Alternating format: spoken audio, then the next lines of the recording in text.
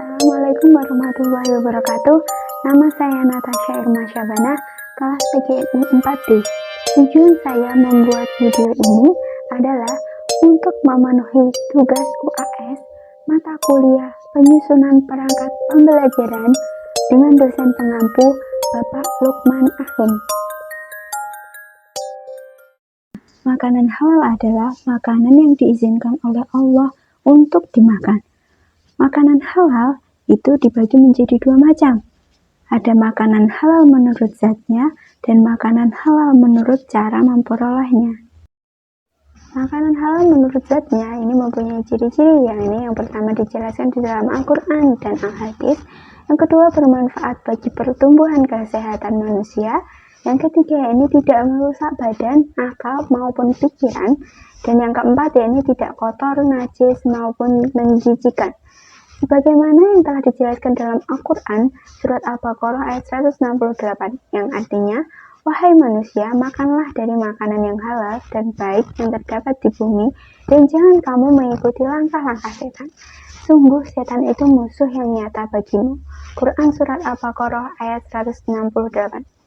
Firman Allah tersebut menerangkan bahwa kita disuruh untuk memakan makanan yang halal dan juga baik. Memakan makanan halal itu mendorong kita untuk bisa lebih mensyukuri atas nikmat Allah untuk meningkatkan keimanan kepadanya. Selain ditinjau dari jenis zatnya, makanan halal juga ditinjau dari cara memperolehnya. Dalam Islam itu mensyaratkan makanan yang halal dilihat dari cara memperolehnya. Yang pertama, yakni diperoleh dengan cara yang batil atau tidak sah. Yang kedua, tidak diperoleh dengan cara riba. Sebagaimana yang dijelaskan dalam Al-Quran surat Al-Baqarah ayat 276. Yamhaqullahu riba wa yurbis shadaqat. Yang artinya, Allah memusnahkan riba dan menyuburkan sedekah. Surat Al-Baqarah ayat 276. Jadi, jika cara kita mendapatkan makanan itu dari hasil kerja yang halal atau yang baik, maka hasilnya pun juga halal juga. Dan berlaku pula sebaliknya, jika kita mencari makanan atau rezeki dengan cara yang tidak halal, maka akan menghasilkan yang tidak halal pula.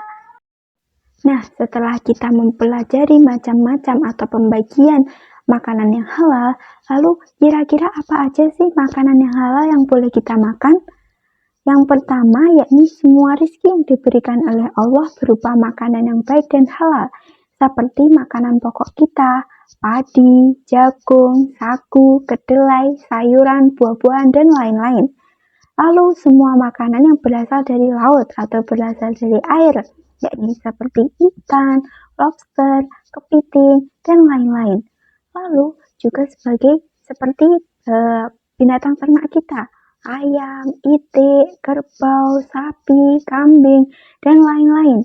Namun ada pengecualiannya nih, yakni kecuali babi dan anjing, karena kedua hewan tersebut adalah hewan yang diharamkan untuk dimakan. Dalam mengonsumsi makanan halal, tentu kita akan mendapatkan hikmahnya. Nah, apa saja sih hikmah yang dapat diperoleh dengan mengonsumsi makanan halal? Yang pertama, yakni mendapat kesehatan hati dan jasmani.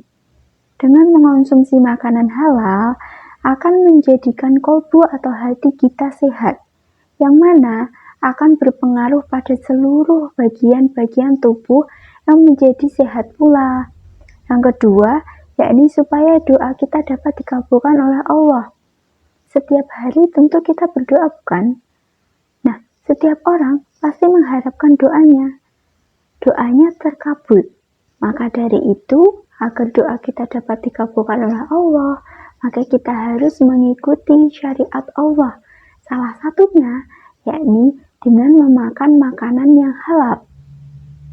Yang ketiga, yakni dijauhkan dari siksa api neraka. Sebagaimana dijelaskan dalam sebuah hadis yang artinya, siapa yang dagingnya tumbuh dari pekerjaan yang tidak halal, maka neraka pantas untuknya. Hadis riwayat Ibnu Hibban. Hal ini berarti orang yang makan makanan halal, maka neraka tidak pantas untuknya di akhirat nanti.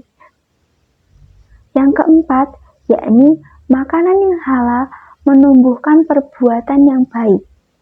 Oleh karena itu, sudah menjadi kewajiban dan tanggung jawab kita untuk lebih berhati-hati dalam memilih makanan dan mengonsumsi makanan yang halal. Hendaklah kita senantiasa memastikan setiap makanan yang diperoleh dan dimakan itu adalah halal menurut syariat Allah Subhanahu wa Ta'ala. Makanan haram. Makanan haram adalah makanan yang dilarang untuk dikonsumsi menurut syariat Islam.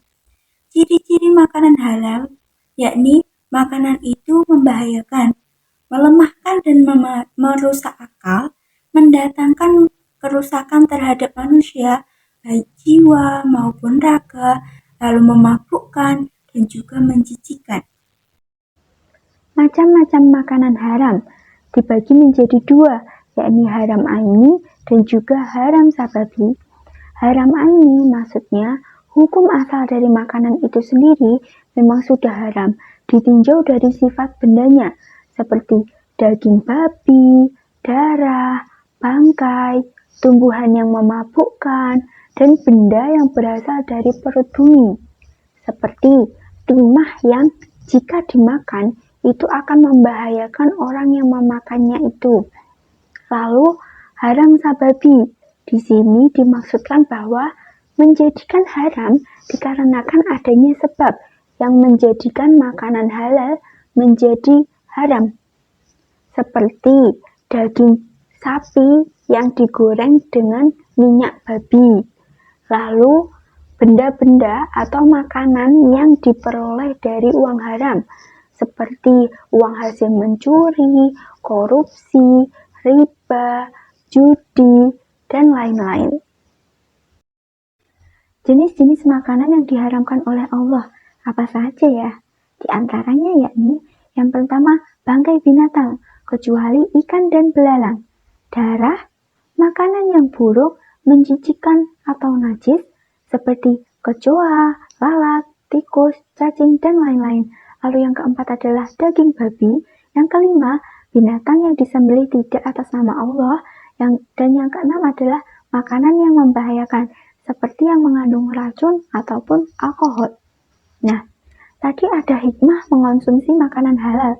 Maka dari itu, ada akibat mengonsumsi makanan haram pula.